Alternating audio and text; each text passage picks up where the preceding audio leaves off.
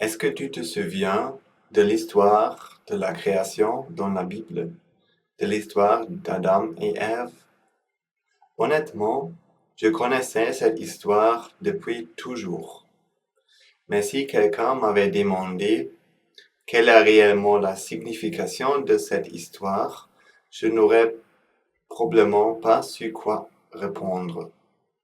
Aujourd'hui encore, je ne peux pas prétendre connaître à 100% l'intention des auteurs de cette histoire. Mais je peux te proposer mon interprétation.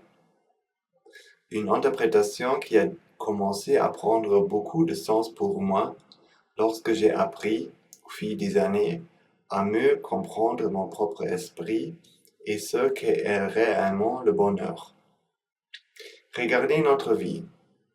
Au fond, tout ce que nous faisons a un seul objectif. Nous voulons être heureux et satisfaits. Nous travaillons, nous étudions, nous cherchons l'amour, nous gagnons de l'argent, nous achetons des choses, nous voyageons, nous cherchons la reconnaissance.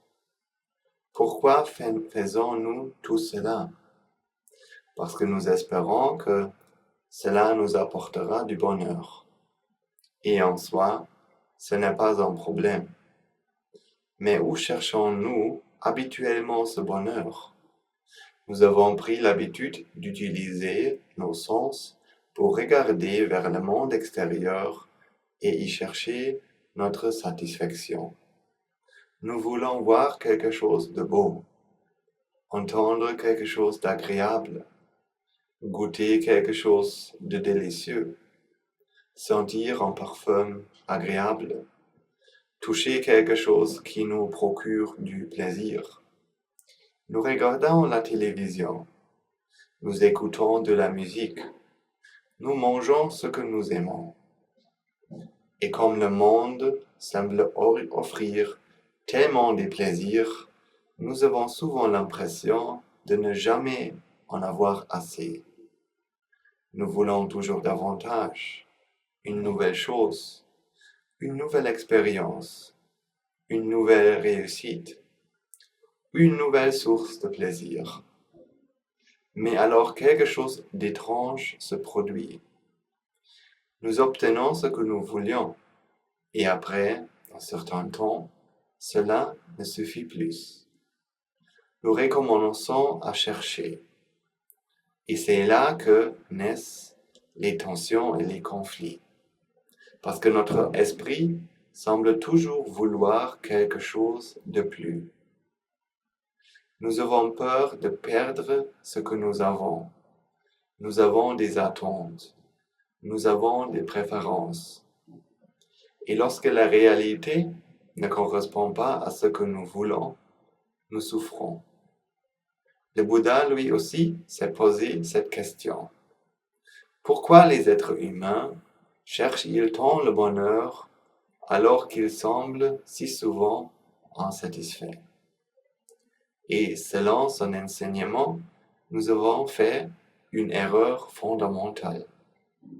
Nous croyons que le bonheur existe dans les objets extérieurs.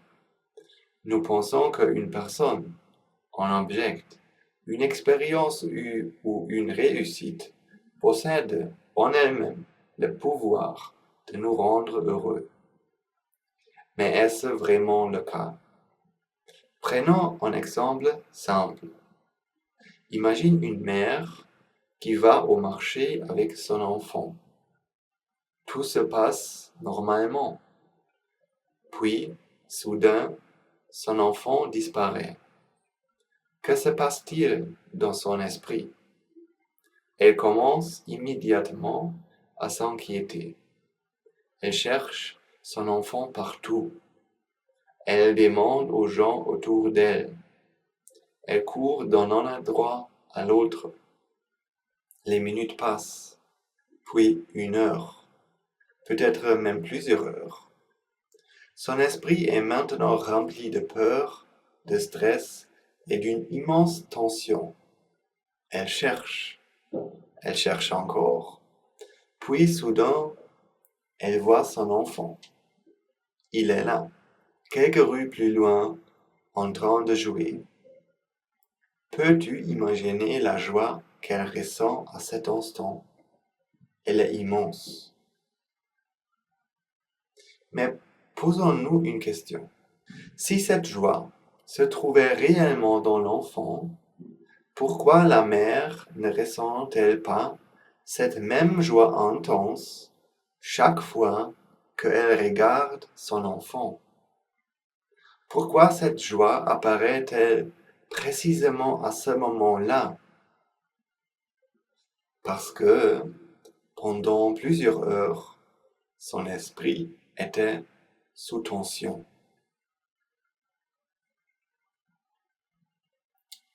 Parce que pendant plusieurs heures, son esprit était sous tension. Il cherchait quelque chose. Et lorsqu'il trouve ce qu'il cherchait, la recherche s'arrête. La tension diminue. L'esprit se détend. Et cette diminution de la tension, nous appelons généralement joie. C'est une observation très importante. Lorsque notre esprit cherche quelque chose avec intensité, il souffre, il est tendu. Mais lorsque nous trouvons ce que nous cherchions, la recherche s'arrête. Et lorsque la recherche s'arrête, la tension disparaît momentanément. L'esprit se refroidit. Et cette sensation de soulagement, nous l'interprétons comme du bonheur. Cela signifie peut-être que le bonheur ne vient jamais réellement de l'extérieur.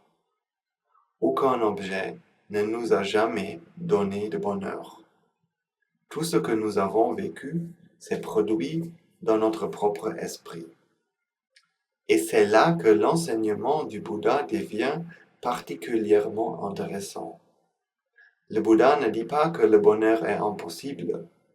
Au contraire, il dit que le véritable bonheur est possible, mais nous n'avons pas besoin de le chercher à l'extérieur.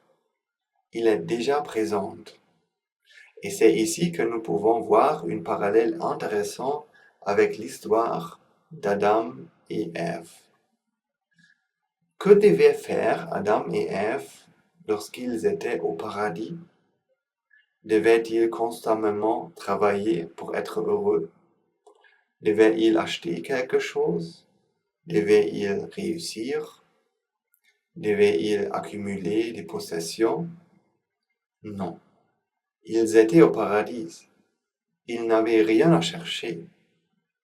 Mais ensuite, ils ont cru à une promesse. Ils ont commencé à chercher quelque chose de plus. Et à partir de ce moment-là, tout a changé. Peut-être faisons-nous quelque chose de très similaire aujourd'hui. Nous avons un moment de paix, mais nous cherchons immédiatement une nouvelle stimulation. Nous avons suffisamment, mais nous voulons davantage. Nous sommes satisfaits, puis nous commençons à penser à ce qui nous manque. Nous croyons que le bonheur se trouve quelque part ailleurs. Et ainsi, nous abandonnons parfois une satisfaction antérieure déjà présente pour quelques instants de plaisir. Mais ce plaisir ne peut être même pas là où nous croyons qu'il se trouve. Alors pose-toi cette question. Combien d'années avons-nous consacré à essayer de satisfaire notre esprit avec ce que nous voyons, entendons, goûtons, sentons et touchons? Combien de temps avons-nous passé à chercher quelque chose qui, selon nous, nous rendra enfin complètement satisfaits? Et si le problème était justement cette recherche, et si, au lieu de nous demander constamment qu'est-ce que je peux encore obtenir pour être heureux, nous commencions à nous demander que puis-je faire pour rendre les autres heureux? car lorsque nous cessons de rechercher constamment notre propre bonheur, nous découvrons quelque chose de très important. Nous redécouvrons peut-être ce que signifie réellement être humain. Être humain, ce n'est pas seulement consommer, c'est aimer, c'est donner, c'est prendre soin des autres, c'est aider.